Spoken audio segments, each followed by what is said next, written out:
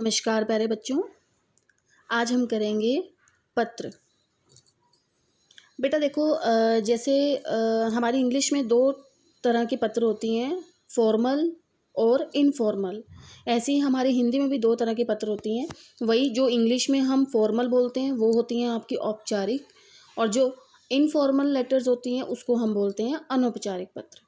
ठीक है बेटा।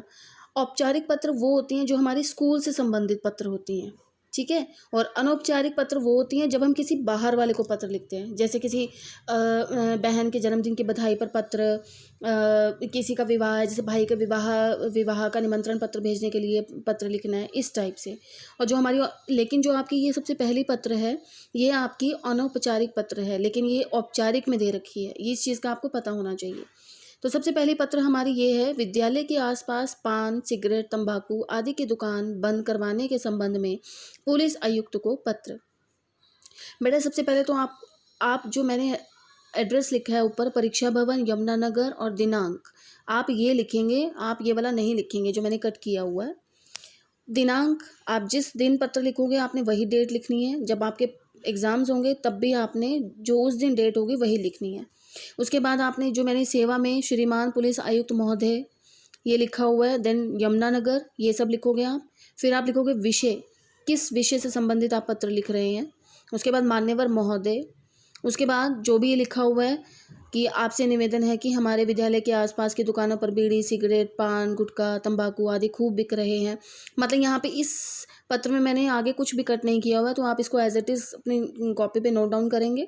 उसके बाद लास्ट में जो लिखा हुआ है भवदीय, भवदीय बॉयज़ लिखेंगे और भवदिया गर्ल्स लिखेंगे। उसके बाद नीचे आप अपना नाम लिख सकते हो, या आप क ख ग लिख सकते हो, कुछ भी लिख सकते हो, ठीक है।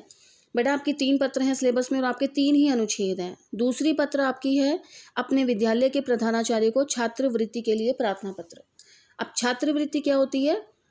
छात्रवृत्ति होती है जो आपको स्कॉलरशिप मिलती है, ठीक है, उससे संबंधित आपने पत्र लिखनी है। तो ये स्कूल से संबंधित पत्र है, तो इसलिए आपका इसमें स्कूल का नाम आएगा। ऊपर सेवा में श्रीमान प्रधानाचार्य महोदय, स्कूल का नाम आएगा, दिनांक आएगी, देन वही विषय आएगा, और बीच में जो मैंने मुश्किल शब्द है उनको मैंने सर्कल करके साइड पे थोड़ा इजी वर्ड लिखा हुआ है, आप वही लिखेंगे, ठीक है। और लास्ट में आप वही, अब ये देखो यहाँ पे लिखा हुआ है आपका आज्ञाकारी शिष्य, ये बॉयज़ लिखेंगे, और आपकी आज्ञाकारिणी शिष्या ये गर्ल्स लिखेंगी, और नीचे वही आपका नाम और कक्षा। ऐसे ही आपकी तीसरी पत्र है अपने विद्यालय के प्रधानाचार्य को 4 दिन के अवकाश के लिए प्रार्थना पत्र। ये भी आपकी स्कूल से संबंधित पत्र है, इसमें भी आप वही सेम एड्रेस लिखोगे, ठीक है, और नीचे वही अपना नाम, ये सब कुछ। इसमें लिखा हुआ है, नीचे एक लाइन लिखी हुई है, देखो कि आपसे अनुरोध है कि मुझे 12 अक्टूबर से 15 अक्टूबर तक 4 दिनों का अवकाश प्रदान करें।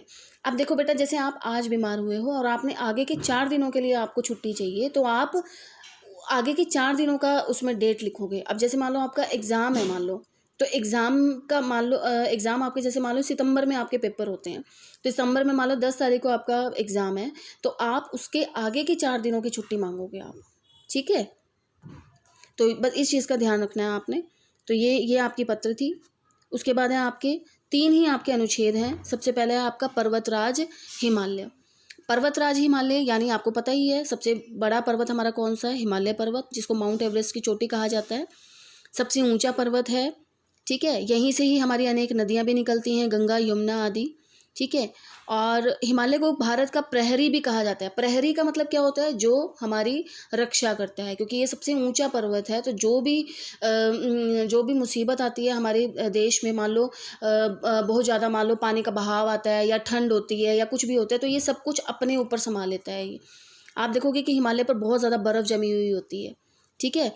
अब देखो, ये देखो लिखा हुआ है ना, यह उत्तर की ओर से आने वाली अत्यधिक ठंडी हवाओं को रोकता है तथा शत्रुओं से हमारी रक्षा करता है। ये सब कुछ लिखा हुआ है इसके अंदर, ठीक है।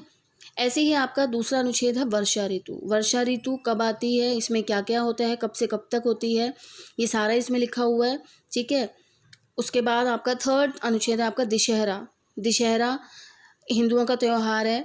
यह कब आता है, इस दिन क्या किया जाता है, ठीक है। हाँ, आपको पता ही कि इस दिन श्री राम जी ने लंका के अत्याचारी राजा रावण का वध किया था, और उनके आने की खुशी में, मतलब वध किया था, रावण का वध किया था, तो रावण के वध के मतलब उपलक्ष्य में ये दशहरा मनाया जाता है, ठीक है बच्चे, ये आपके 3 अनुच्छेद थे। ये तीनों पत्र और तीनों अनुच्छेद आपने अपनी कॉपी में नोट डाउन करनी है और PDF के थ्रू आपका वर्क आपको भेज दिया जाएगा। बेटा, stay home, stay safe and keep learning. Thank you.